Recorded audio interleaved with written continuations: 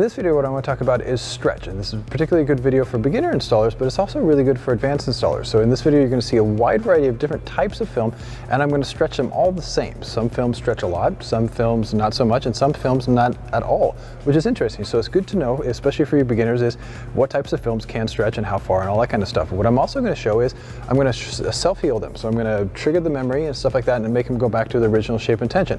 So what's interesting, especially for beginner installers, is that even though some films can shrink back to the original shape and tension, sometimes they don't go back to the original appearance, which means that if you stretch it too far, the panel's ruined. So that's really good to know for a wide variety of different films. So the films I'm going to cover are, let's say, tint, PPF, full print, and a wide variety of different color change films. So knowing how far those type of films can stretch, and then the consequences if you stretch them too far, even if you trigger the memory, is really good to know, because this will help save a lot of time and money. Let's get to it.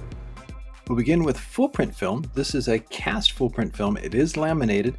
It's around 3.5 millimeters thick, around 90 microns.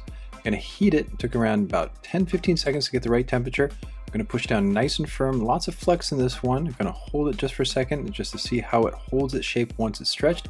Doesn't shrink back too much, but obviously with full print film, it whitens and distorts the print. I'm going to trigger the memory effect to see how close it comes back to 100% tension, and there's no issues. Now you can see the lines and the color come back. So with full print film, if you stretch it too much, you can take it back to 100%, start all over again. Now we'll go with PPF film. This particular one is 8 mil thick, around 203 microns. I'm going to seal it on the edge, nice and flexible right there. And what I'm going to do is I'm going to heat it the same time, around 10-15 seconds, and got it nice and flexible right there. Then I'm going to push it, and now right here I'm pushing, and what was really interesting about this PPF film is my hand just totally snapped through. Really, really interesting. The only film during this whole demonstration to just break as I pushed it. So PPF film likes to be stretched without heat, but using heat, not a good idea. Now this is tint film. This is around 2 mil thick, so the thinnest out of all the material you've seen in the demonstrations, but actually this is one of the longest times I heated the film, and even after heating it for a long time, I'm pushing as hard as I can and can barely make it move. So I think it's stretched maybe 2%. So lots of heat, hardly zero stretch. When I did heat it, it did go back to its original shape and tension, which is interesting, but for the most part, tint film does not like to be heated and or stretched. So that's why it's only for windows. Now we get to window perforation film. This one is calendared and is laminated. It's around 8 mil thick or 203 microns. And of all the films, this took the longest to just secure on the outside area of the trash can. Really stiff, it fought it, so I had to add quite a bit of heat to secure it. Heated it for about 10-15 seconds, and I actually stretched quite a bit for calendar film. So stretched it, and then I let go, and it did shrink back a little bit more than the cast film. And obviously because I stretched it, those holes, it didn't shatter in my hand, but basically the holes got elongated, so they went from circles to ovals. I'm going to trigger the memory factor of the film and let it go back to its original shape and tension and see how it looks. And what's interesting about the window perforation is you can still see my fist. So if you overstretch window perforation and trigger the memory, it might not go back to its original shape and appearance, and that might be a do-over. So definitely be careful of that. Now we get to interior film. This particular one is from 3M. It's Dyno films, really thick, multi-layered film, 8 mil, 203 microns. And this took quite a bit of time to heat, just mainly because it was thick. So this took about 20 to 30 seconds to get hot. Really just rotating my heat gun around there. So just taking my time. Once I started to get wobbly, I'm going to push it. But you can see I'm putting a huge amount of force, but it's not stretching a lot. So this is, don't know if this is a cast or a calendar, it's really kind of a mystery on that, but it is a multi-layered film. So you can see that it does stretch and it kind of distorts the pattern. Then what you want to do is trigger the heat right now. And what it's going to do is it's going to go back to its original shape and tension, but let's see if it distorts the finish. So if you do overstretch Dyno film, does it go back to the beginning and can you start again? But you can see I'm still adding a ton of heat here, but it does go back to its real shape and appearance, no distortion. So if you do take it out of bounds, you can go back in bounds, trigger that memory effect, go back in time and start over again. Now this is a color change film. This was used at RapsCon this year for the floor that we used. This is a 3.3 color change film with a calendar lamination on top, so a matte lam on top, so it's around 6 mil thick. Gonna heat it and push it, and out of all the films, this one just burned my hand. And that was mainly because this is a diamond series, so the metal flakes in this are really big, so that absorbed a huge amount of heat. So that makes pushing it really sensitive. So I pushed it down and it didn't go very far. That was mainly because of the calendar lamination. So the calendar lamination really held back the cast underlayer. So you can see that it started to whiten a little bit with a gold right there. And I'm going to trigger the memory effect. So this is 2 separate layers, cast and calendar. Let's see how it triggers back in terms of memory. Does it go back to its original shape and tension? So again, lots of heat, just mainly because this is a little thicker. And then I go check the face right now, and it actually goes back for the most part to its original shape. So again, you can fix that one, but again, be careful in terms of those chunky metallic flakes that can get hot. Now we get to calendar texture film. Okay, this is a color change film, but they printed on it with a solvent print. So this is a textured, really, really thick, almost like a sand type finish right now.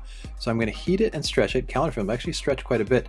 But you can see as I get down to the bottom, it really started to almost separate there. So this is really borderline in terms of becoming so fragile that you might have to just redo the entire piece.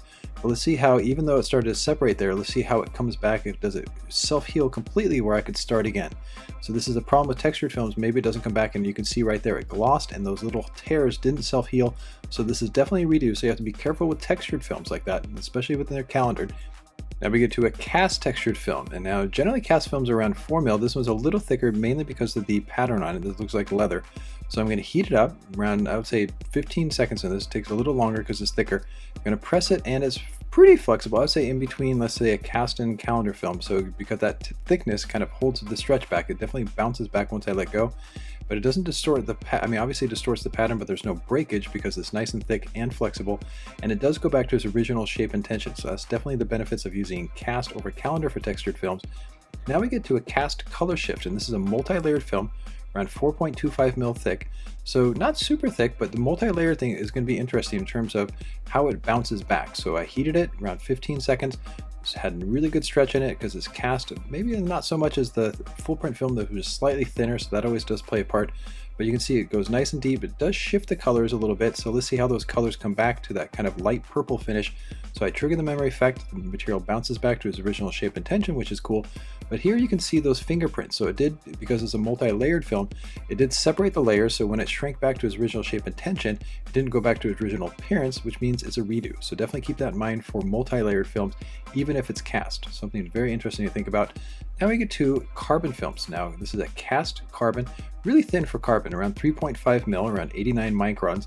Gonna heat it, took about 10 seconds, nice and quick to heat, and it stretched extremely well. You can see I go really deep for a calendar film. But let's see what this did to the pattern. Did it split the pattern? So here you can see little breaks of light down there, but it didn't split as much as, let's say, the textured calendar film, but it definitely starts to split. And that's the problem when you work with, let's say, textured films, especially carbon. Some parts are thick, some parts are thin. So the more you stretch it, those thin parts become really thin, they can split. And then here though, it does go back to its original shape and tension, and that's mainly because it's cast. So cast film definitely costs more, but can save itself a little better than calendar film. Calendar film, now this is a multi-layered calendar film, super thick, around 8 mil, and it's metallicized. So let's see how that works. So it doesn't stretch hardly at all. I'm putting a huge amount of force right there. So I heated it for like 20 seconds, pushed really hard, but it barely stretched at all. It's a combination of the thickness, and because it's calendar film, and because it's multi-layered. Those are always tricky combinations in terms of stretch. And then I trigger the memory, and let's see what happens. And again, standard with multi-layered films, the layers do split, and it doesn't shrink back to its original appearance, so this means it's a redo. So always be careful with multi-layered films, especially when they're calendared. It doesn't stretch very much, and if it does overstretch, it's a do-over. And now we get to the final material in this demonstration is cast chrome. It's not laminated, so it's around 6.9 mil thick, and I gave it a huge amount of heat right here, mainly because this chrome really reflects that heat, and even after 30 seconds I could barely push it. Again, this is the most flexible chrome on the market, and that's about as far as I could push it. Huge amount of pressure right there. But again, this is a multi-layered film. Even though it looks like gloss, I'm going to trigger the memory. It's going to go back to its original shape and appearance for the most part, but actually this didn't go back totally flat out of all of them, and it still had the wrinkles in there, and it whitened. So if you take chrome too far, it doesn't go back original shape and tension. If it does go back, it's going to whiten. So pretty much you have limited stretch, but you have to be super careful because you can't go back to zero, which is really, really interesting with chrome. So now we get to the wrap up. Again, here's the overview of all the materials. So if you're a beginner, this is really important for you to understand, but even if you're an advanced installer, I think this is really important information, especially when you get into those multi-layered films, which is pretty common in color change films because they can go out of bounds, and even if you bring them back to bounds, they might not look right and you might have to redo them. So a lot of stuff to think about with this. Hope you enjoyed this video. Thank you for watching. Justin Pate.